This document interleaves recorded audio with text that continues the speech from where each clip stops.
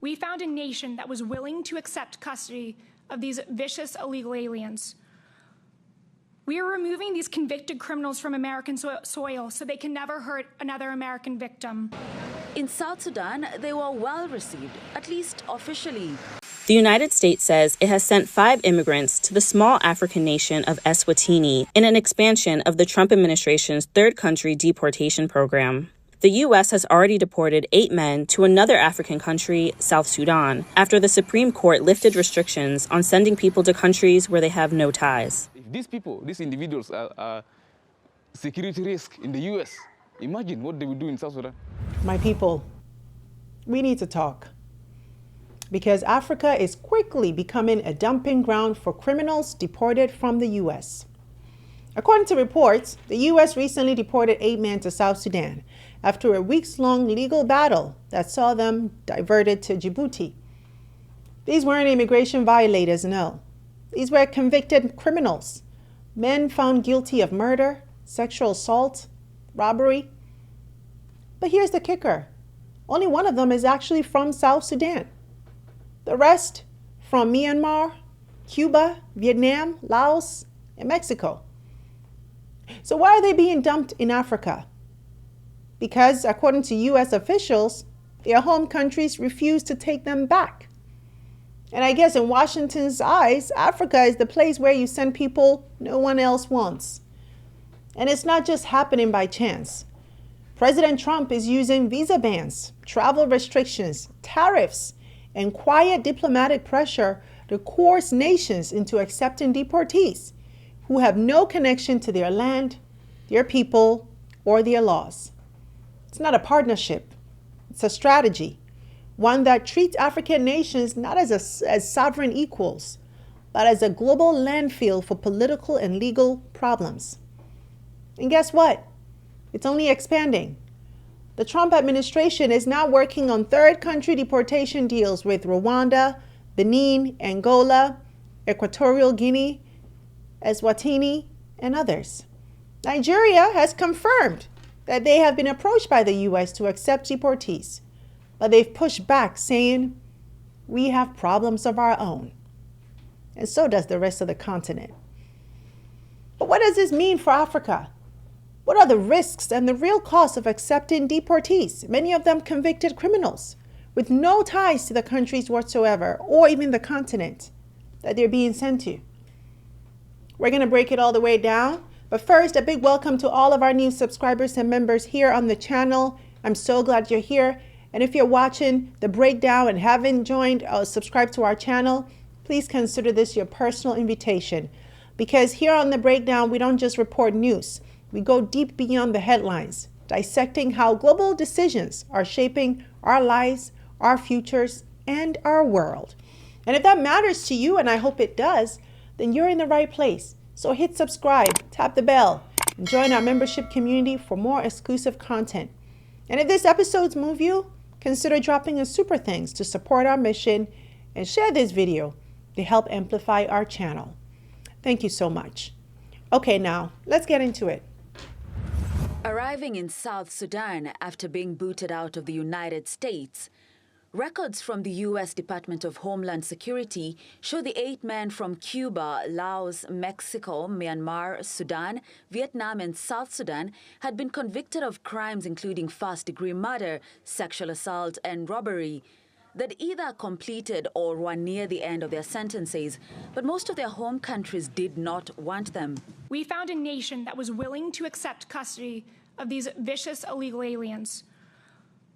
We are removing these convicted criminals from American soil so they can never hurt another American victim.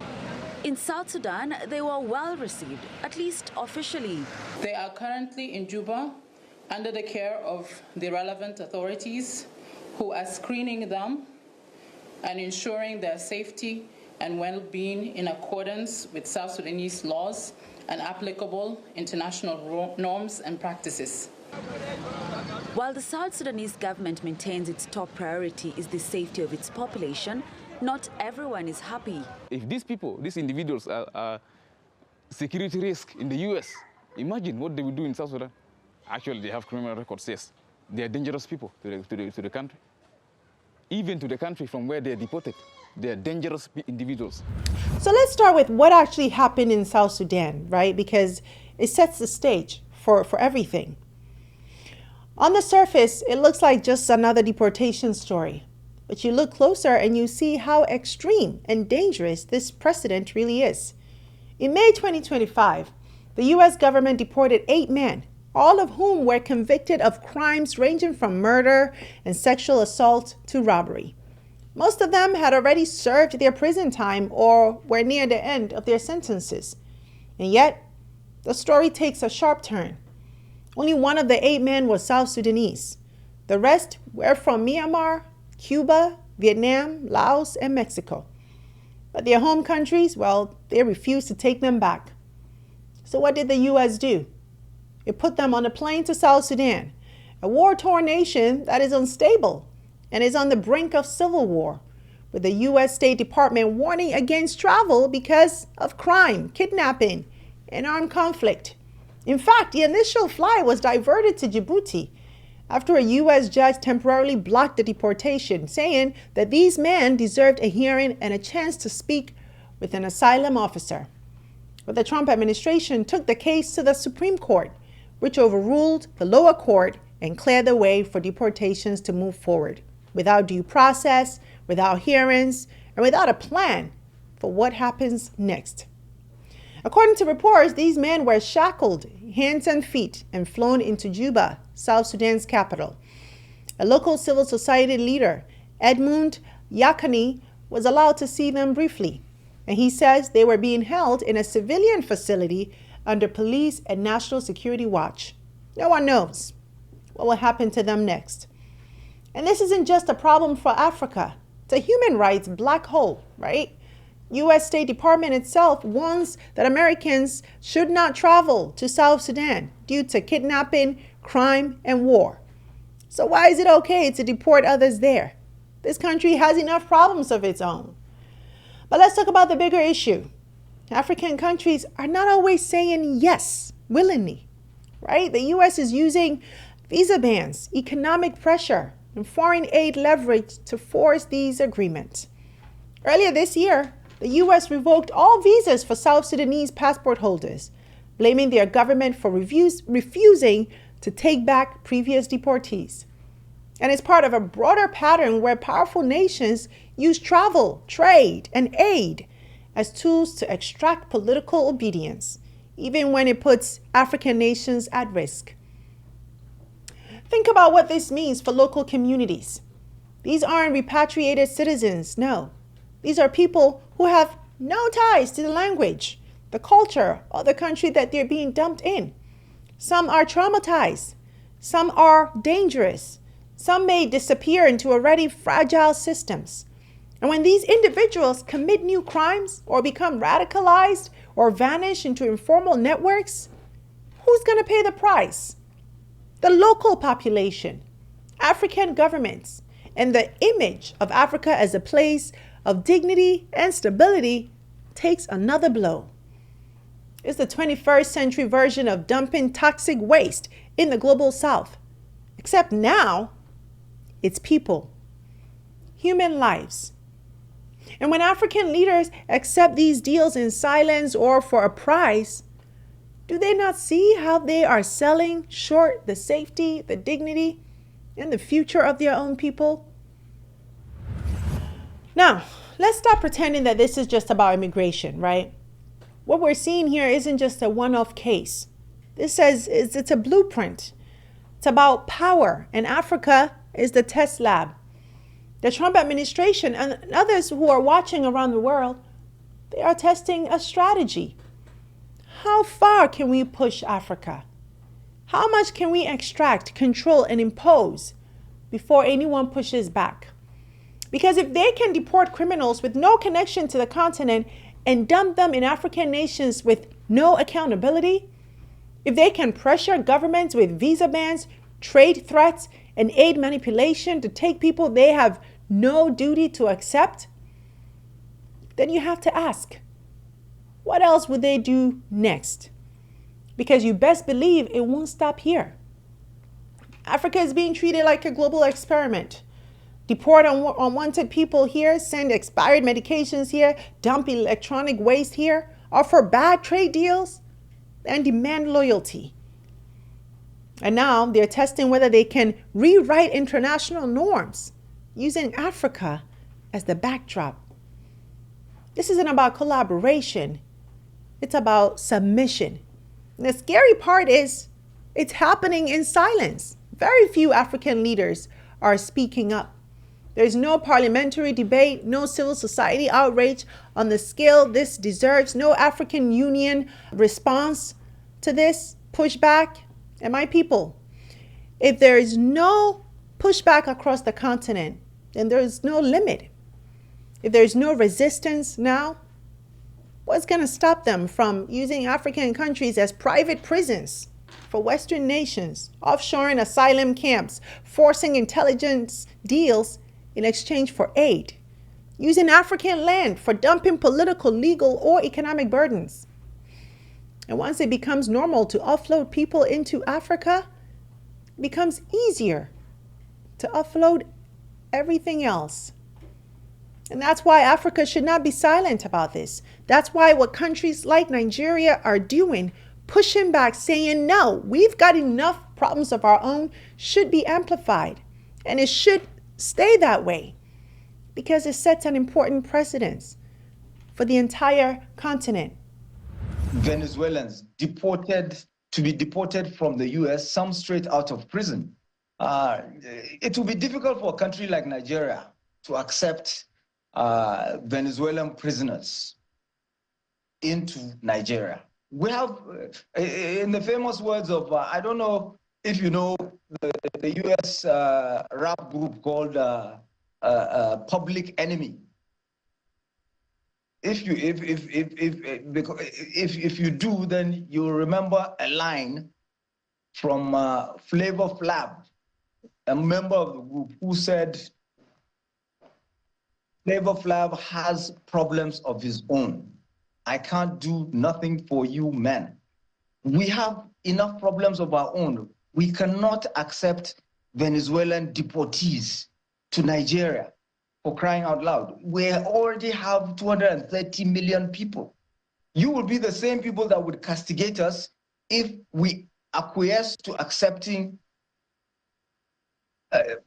Venezuelans from U.S. prisons to be brought in. Are we under pressure? Are we under pressure from the Americans, from the U.S.? These are some of the discussions that have been ongoing, not just with Nigeria, but also with other countries. But Minister.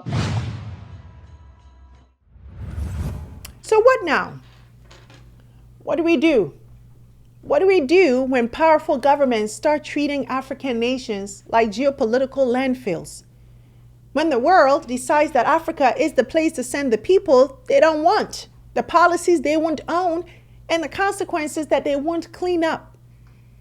What do? We push back loudly, clearly, strategically, because silence is permission, and Africa has stayed silent for too long.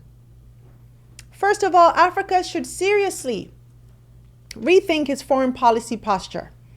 It cannot build its future by being compliant to power. It just cannot. If we want to be taken seriously on the global stage, if we want respect, dignity, and sovereignty, something that our people truly deserve, then we need to draw a red line. Africa should not be treated like trash bins, not for people, not for problems, and certainly not for profit. Secondly, we need to hold our government accountable. Our leaders must stop accepting these backdoor deals that compromise our people's safety and our continent's dignity. Deportation deals should not be made in private, not without public consent, parliamentary oversight, or a clear legal framework. Any agreement that brings foreign nationals, especially convicted criminals, into African countries must be transparent. And if it doesn't serve our interests, it must be rejected. African nations have leverage. We control minerals, land, labor, and access. It's time to use that leverage to protect our sovereignty, not sell it. And lastly, for the African diaspora, stay alert. Let's stay vocal. But those of us here in the US or Europe or the Caribbean, this moment matters. Because this isn't just about deportation. It's about how the systems we live under see our worth. If naturalized citizens in the US can have their citizenship revoked, if black and brown immigrants can be sent to countries they've never set foot in, then don't think for a moment that you are safe. We must raise our voices, support legal defense funds, educate our communities, vote, and hold every administration, Democrat or Republican, accountable. This isn't a party issue. This is not even about Trump. This is a justice issue. My people, the bottom line is Africa must stop being the place where the world dumps what it no longer wants. We are not disposable. We are not weak. And we are not anyone's backup plan. And frankly, our children deserve better than the decisions we're making today. And more importantly, they deserve better than our silence and our inaction. Yes. So let's speak up and let's push back. Let's demand dignity, respect, and a new model of partnership. One rooted in sovereignty, transparency, and equality. Because if we don't draw the line here, you best believe it will keep getting crossed. And I want to hear from you. Should Africa be accepting deportees with no ties to the continent? What do you think needs to happen next? Drop your thoughts in the comments. Let's have a real conversation together. And if this episode resonated with you, don't forget to like, share, and tag someone who needs to see it. Okay? That's it for today's show. Thank you so much for watching. I'm Sandra Babu-Boateng, and until next time, you take care and stay alert. Hey you! Thanks so much for watching this episode. I hope you enjoyed it, and if you did, don't forget to subscribe and join the family. Also, visit face2faceafrica.com for your daily news and updates on what's going on within the global Black community so you can stay informed.